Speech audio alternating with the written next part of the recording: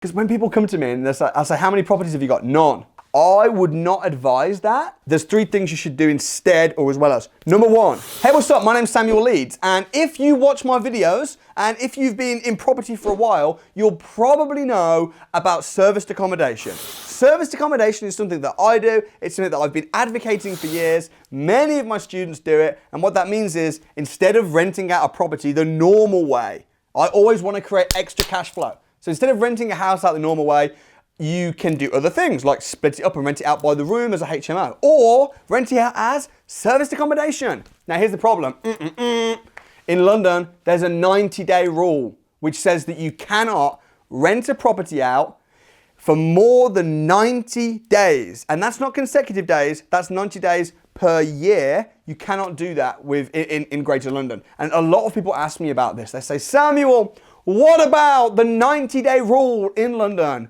You know, as if it's like the biggest thing in the world. So let me just explain my opinion on the 90-day rule. It's really obvious what it is. You cannot, repeat, cannot, and a lot of people do it anyway. And they just say, you know what? You know, what's the saying? They say, forgiveness is better than permission. I'll just do it. And if I get caught, then I'll just stop. Or they have different accounts with different channel managers, you know, and they just do it anyway.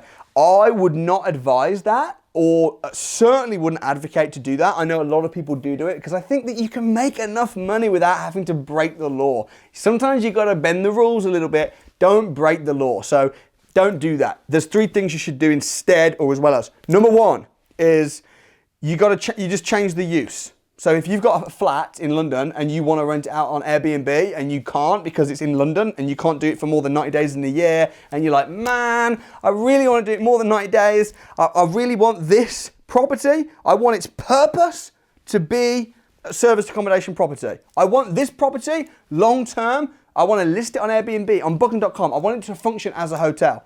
If you want to do that in London, then you need to just change the use. You need to go to the council, change it from a C3, which it will probably be. Most properties, you know, buy-to-let properties are on a C3. What that means is that's the purpose of the property. So every property has a purpose, has a function. If it's a farm, commercial property, shop, or a general house, or a guest house, a hotel, a serviced accommodation property. So if you change the use from C3 to C1, and you'll need to do this, it will cost money and it will take time. It won't cost like thousands and thousands, but it will cost money, it will take time. And you can just change the use. Contact your council and see if they'll be able to do that for you. And I wouldn't recommend doing this on a property that you're just controlling. So don't take on a rent to rent and then try and change the use, because it's the amount of hassle that's involved in it when you don't even own the property. It's probably not worth it. But if you own it, and it's in Greater London, and you want to run it as a guest house or as like a hotel, service accommodation, change the use. That's option number 1.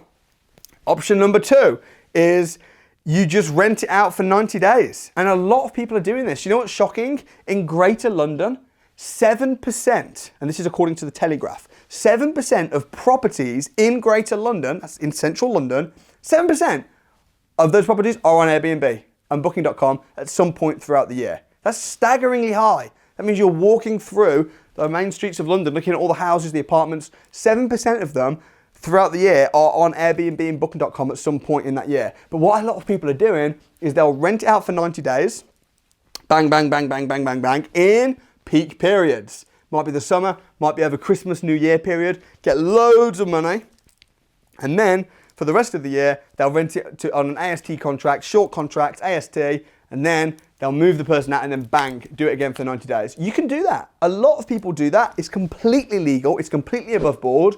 And it's a way of just maximizing the rent, taking advantage of being able to do that in central London. You can get a lot of rent doing this in central London, but you're not breaking the law. So that's option number 2. Option number 3, and probably this will be for you if you're, because when people come to me and I say, how many properties have you got? None. How long have you been in the game? I've just got started. But they're going on, but what about the rule in London? How's about just move slightly outside of London, dick? Like, why focus on an area where it doesn't work? It's like the same people that say, lease options don't work in Scotland.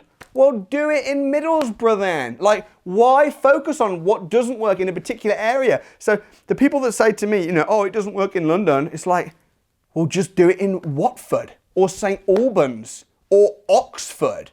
Like, I live in Beaconsfield. My property that I'm in right now is a company let. Like, and there's no rules just outside of London. This rule, the 90-day rule, only applies for Greater London. That's central London. Just move slightly outside. Cambridge. You can kill it in Cambridge doing serviced accommodation. You can rent properties and then put them on Airbnb and Booking.com. As long as you're not breaking the mortgage terms or the head lease, and as long as you have permission from the landlord, you can get really wealthy doing that. Why focus on the area where it doesn't work or there's a cap? Move area. So, but if you can't move area, because if you own the property, then do one of the two things. Either just rent it out for 90 days or change the use of the property with the council, get planning permission to turn it from a C3 or whatever it is to a C1.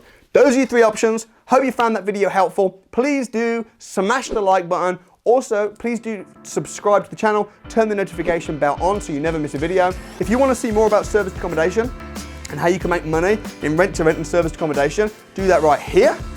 If you want to hear a story of someone that's making thousands of pounds a month starting from nothing in rent-to-serviced accommodation strategy, you can watch that story video right here. And if you'd like to do the same and you want to get trained and you want to become successful in property, come on down to the Property Investors Crash Course. You can do that right over here. Get booked on, watch the videos, subscribe, and I'll see you next time.